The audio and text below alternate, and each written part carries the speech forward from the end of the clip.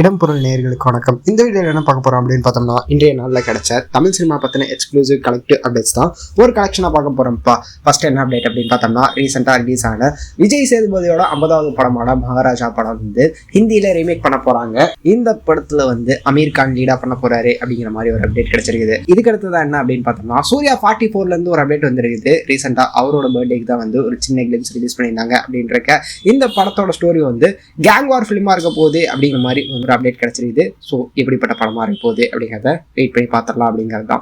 ரீசெண்டாக ரிலீஸ் ஆன ராயன் படத்தோட சக்ஸஸ் வந்து செலிப்ரேட் பண்ணிட்டு இருக்காங்க டீம் அப்படின்னு இருக்க.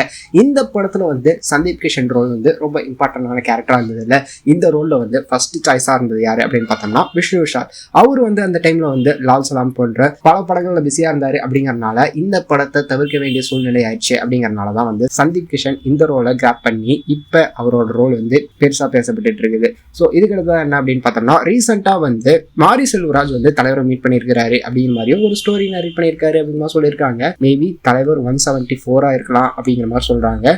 அப்படி நடந்தா என்ன மாதிரி கதையா இருக்க போகுது அப்படிங்கிறது வெயிட் பண்ணி பார்த்துடலாம் அப்படிங்கிறதான். விஷ்ணு விஷாலோட 21வது படத்தோட ஃபைனல் ஸ்கெடியூல் வந்து கொடைக்கானல்ல போயிட்டு இருக்குது. ராட்சசன் காம்போ வந்து விஷ்ணு விஷால், ராம்குமார் இவங்க 2 பேர் வந்து 3வது முறையா இணையறாங்க அப்படிங்கிறப்ப எப்படிப்பட்ட படமா இருக்க போகுது அப்படிங்கிற வெயிட் பண்ணி பார்க்கலாம். மமிதா பைஜு இந்த படத்துல ஃபீமேல் லீடா பண்றாங்க அப்படிங்கிறது தான். கமல்ஹாசனோட தங் லைஃப் படத்துல இருந்து ஒரு அப்டேட் வந்திருக்கு. இந்த படத்துல வந்து நாசர் அண்ட் அபிராமி இவங்க 2 பேர் வந்து ஆன்போர்டா இருக்காங்க அப்படிங்கிற மாதிரி வந்து அபிஷியல் போஸ்டர்ஸ் வந்து ரிலீஸ் பண்ணிருக்காங்க. ஆல்ரெடி வந்து லீக்டு போட்டோஸ்லயே வந்துருச்சு இவங்க 2 பேர் இருக்காங்க அப்படின்னு தெரிஞ்சிச்சு. இப்பதான் அபிஷியல் போஸ்டர் ரிலீஸ் பண்றாங்க. இவங்களோட ரோல் இந்த படத்துல எப்படி இருக்க போகுது அப்படிங்கறத வெயிட் பண்ணி பார்த்துடலாம் அப்படிங்கிறதா. ஃபைனலா என்ன அப்டேட் அப்படின்னு பார்த்தோம்னா, எஸ்டிஆர் வந்து எஸ்டிஆர் 48 இன்னும் ஸ்டார்ட் பண்ணல. இப்பதான் வந்து தக் லைஃப் படத்துக்காக வந்து டப்பிங்லாம் முடிச்சிருக்காரு அப்படின்ற கூடிய சீக்கிரமே அந்த படத்தை ஸ்டார்ட் பண்ணிடுவாங்க. ப்ரொடக்ஷன் மாறுது அப்படிங்கிற மாதிரி வந்து ஒரு பேச்சு அடிபட்டு இருக்குது. என்ன ப்ராப்ளம் அப்படிங்கிறது தெரியல. அபிஷியல் அனௌன்ஸ் பண்ற வெயிட் பண்ணலாம்.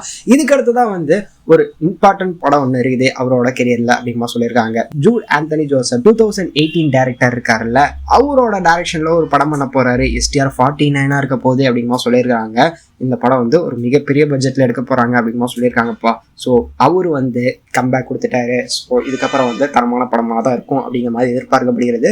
ஸோ வெயிட் பண்ணி பார்க்கலாம் எப்படிப்பட்ட படமா இருக்க போகுது, அவங்களோட காம்போல இருந்து வந்தா அந்த படம் அப்படிங்கிறது எப்படி இருக்க போகுது அப்படிங்கிறத வெயிட் பண்ணி பார்த்துடலாம் அப்படிங்கிறதான். ஸோ இதெல்லாம் தான் இன்றைய நாளில் கிடைச்ச தமிழ் சினிமா பற்றின எக்ஸ்க்ளூசிவ் கலெக்டிவ் அப்டேட்ஸ். இதில் உங்களோட ஃபேவரட் அப்டேட் இது அப்படிங்கிறத கமெண்ட்ல சொல்லுங்க.